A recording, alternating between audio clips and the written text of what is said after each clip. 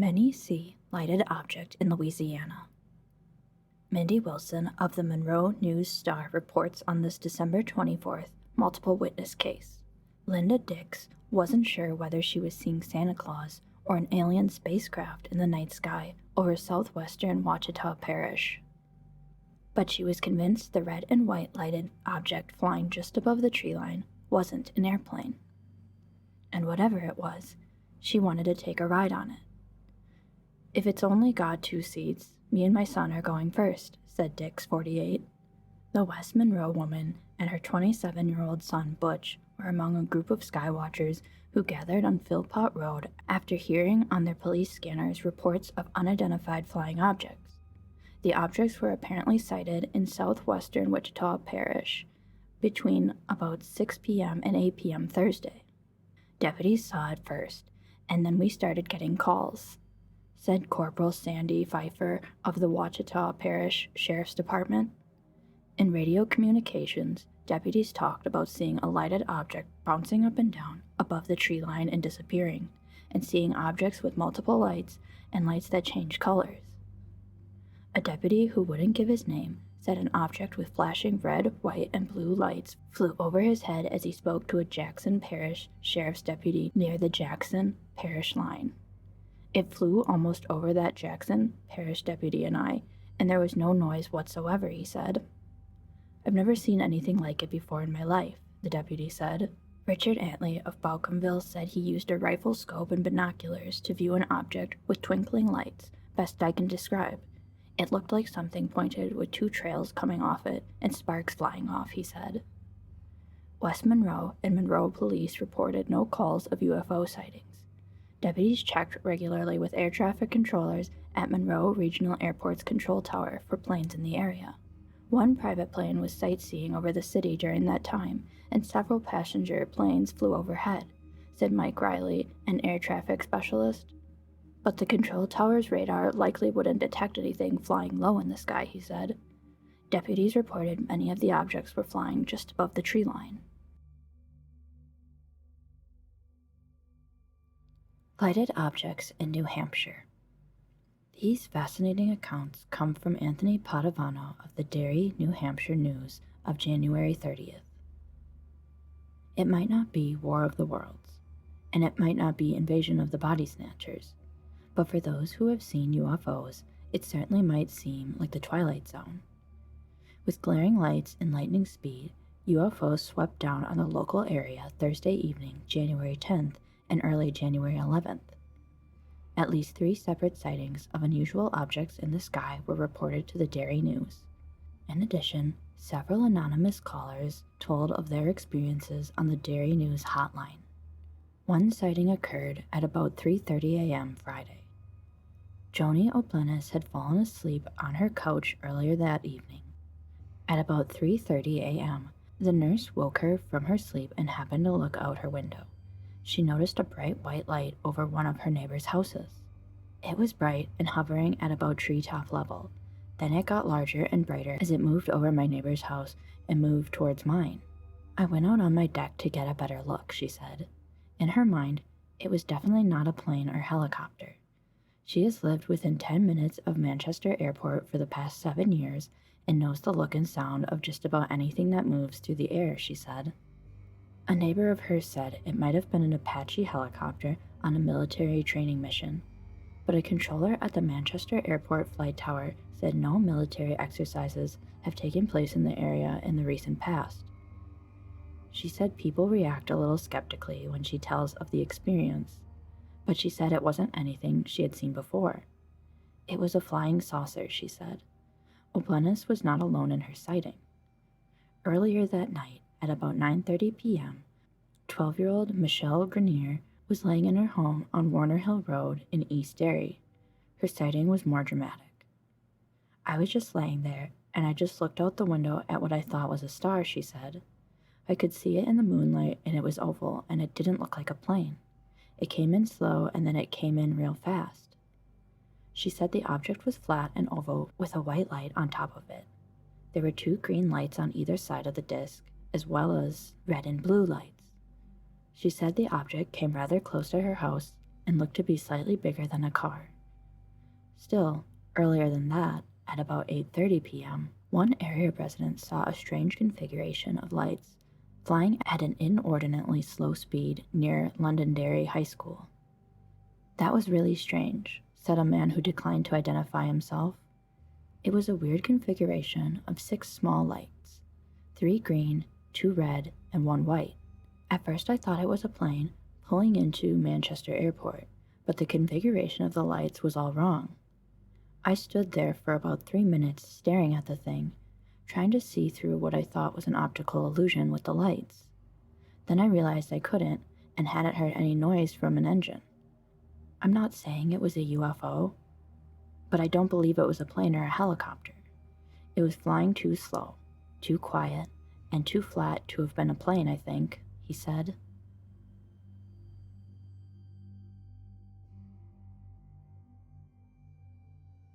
Mystery lights in Oklahoma causes media flap.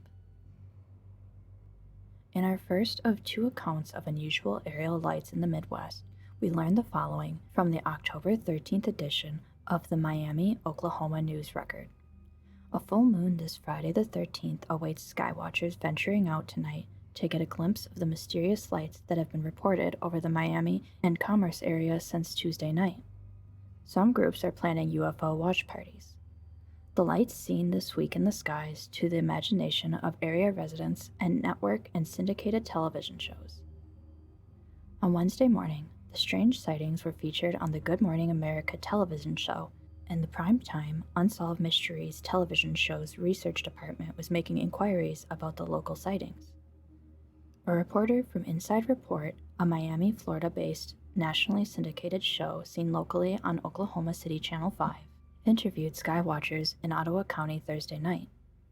On a more serious note, the first officially recognized attempt at verifying or explaining the recent sightings was carried out Thursday night by the Miami and Ottawa County civil defense leaders and volunteers. After a vigil of nearly 4 hours, City CD Director Jim Green termed the effort inconclusive. At a pre-watch planning session at Miami CD headquarters in the basement of the Civic Center, Green and Paul assigned volunteers to cover the skies from at least 7 vantage points throughout the area. Miami pilot Tom Robertson was on call in the event his airplane was needed for an air-to-air search, should one have developed. It didn't. Green, accompanied by an unofficial group of 5 observers, manned the CD's mobile command post and drove to a predetermined spot near Cardin.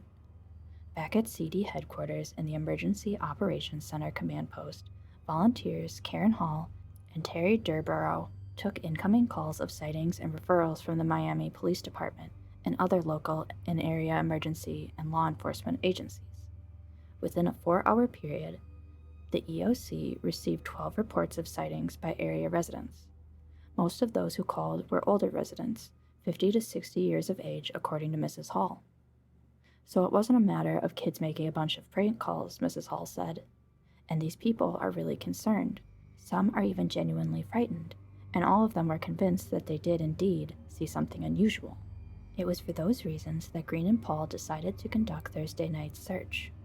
"We're just trying to find out what's going on," Green explained. He discounted reports that teenagers flying kites wrapped in colored aluminum foil and using spotlights to illuminate them were responsible for the sightings. "Based on everything I have been told by experts on the subject, that would be impossible," Green said. He said kites would be easily detected and spotlights could be traced to the source. He also said that gusty winds would be needed for kite flying. Winds were calm Thursday night. Besides, the sightings that have been reported to us have been of objects in the northeast and northwest skies at 20 to 30 degrees on the horizon, and those reports have been, for the most part, uniform in their descriptions. There's no way a kite could fly and be controlled at that height. In Commerce, Green met up with the police chief Bob Bain and a group of skywatchers. Bain and several others already there insisted that an object they had been watching in the northwest sky was a UFO. Still, others were equally insistent that the object was a star reflecting shades of red, green, and gold, or yellow due to heat inversion. No one, it seems, is sure whether the current sightings are merely natural phenomena or actually extraterrestrial visitors. But one thing is certain: discussions about and searches for the object is the talk of the town. The lights have appeared at about 7:45 each night since Tuesday. Last night they blinked red, blue, and white. Streaks of gold and red tandem lights have been observed each night. Richard Fry, who lives 1/4 miles south of Shawnee Grocery on Highway 137, reported he saw a large, very bright blinking light hovering low right across the highway from his home around 8:30 p.m. last night. He said the light proceeded toward Miami.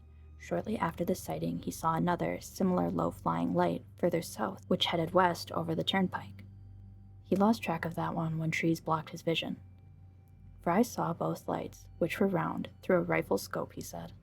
In the northeastern sky, at about a 45-degree angle from the ground, Miamians observed a flurry of tandem, mostly red streaks at 8 p.m. A few gold streaks were also observed. The red streaks traveled from east to west, whereas the gold streaks went west to east. The streaking lights had disappeared by 9 p.m.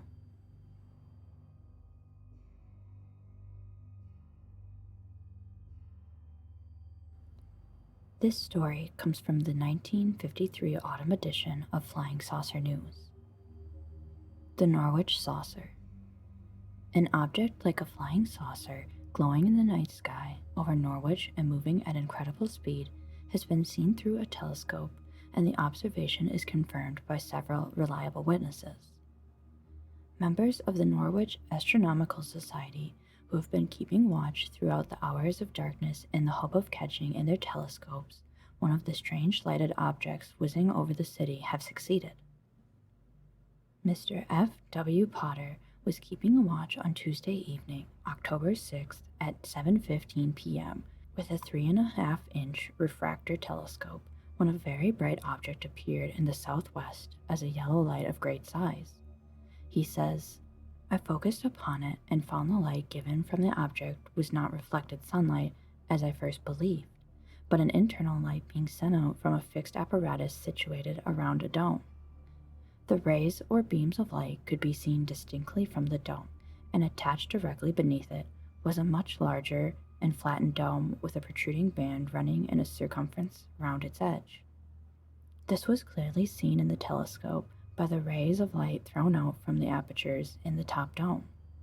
The underneath of the large flattened bottom dome was hollow and appeared to be glowing red, but there were no vapor trails or gases to be seen.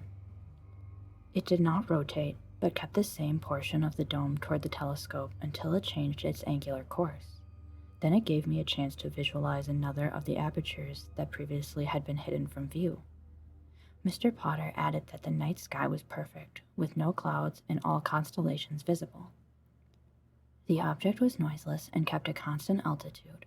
The duration of movement on its course from coming into view in the southwest and vanishing in the telescope in the northeast was 3.5 minutes. Mr. F. DeWing of Lloyd Road, Norwich, saw the strange object about an hour later when he was near the Plumstead Road Library. This time it was traveling on the reverse course and disappeared to the southwest. Another witness, Mr. Small of Prince of Wales Road, who is also a committee member of the Norwich Astronomical Society, saw the object the same evening through a binocular telescope. He told me he estimated its height at 10,000 feet or above. As it flew so unerringly and at such a speed on this northeast-southwest course, he felt sure it must be guided by a radio beam. Saucers have been a common topic in Western America for years. Norfolk, it appears, now has night-flying saucers seen by people whose evidence cannot be written off as imagination or hallucination. Mr. Potter has since been interviewed on the BBC Midland Home Service by Hardiman Scott. He has now accepted life membership of the Flying Saucer Club, and tells us that he and his fellow astronomers have set up contact points all over the country and will inform us of any further developments. This Norwich sighting is, we think, one of the most detailed and well authenticated on record, either here or anywhere else in the world.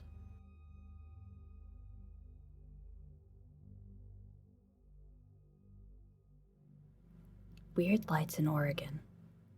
Probably the scariest UFO sightings are those reported by witnesses traveling on a lonely stretch of highway at night. The sense of being all alone and coming in contact with the unknown is very powerful stuff. This report from the Burns Times-Herald under the byline of Terry Kime is no exception.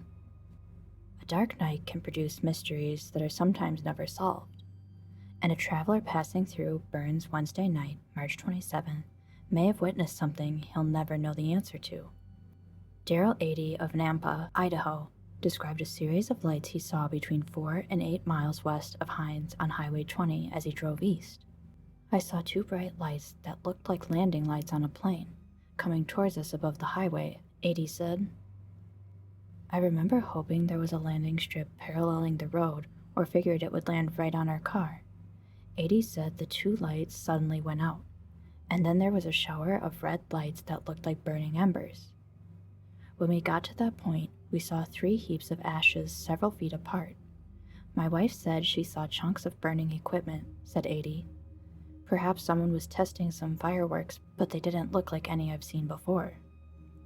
80 came into town and called the sheriff's office from a phone at the Century Market. Officer Frank Hickey went with 80 back to the site to investigate. 80 stated the lights weren't the strobe lights that sit atop the power lines outside of town. We were back out at the site in about 15 to 20 minutes from when Mr. 80 saw the lights, but we didn't see any smoke or charring, said Hickey. We were looking at milepost 120.5 west of the BLM Wild Horse Corrals.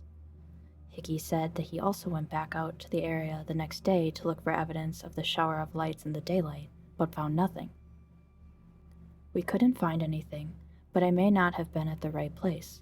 We couldn't stop the first time because there was a truck coming up behind us, said 80. I would love to know what I saw because it's a big mystery. A resident of a ranch out by the Wild Horse Corrals reported seeing a huge red glow coming from the direction of the experiment station southeast of the highway. Another resident in the same area said, at about 8 p.m., I saw the biggest lights I've ever seen in the east near Lawn. They were beautiful blue-green lights, bigger than any plane lights would be. She said they tried to look at the lights through a pair of binoculars, but they were too bright. After hovering in the same place for a while, the lights went down towards the horizon and went out. Then, just seconds later, a huge bright red light appeared. It was so huge it made my hair stand on end, she said.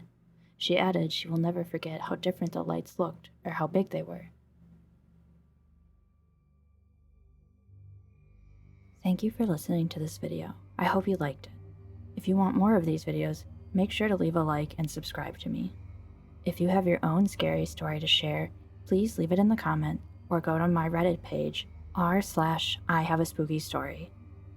Maybe your story will be in the next video.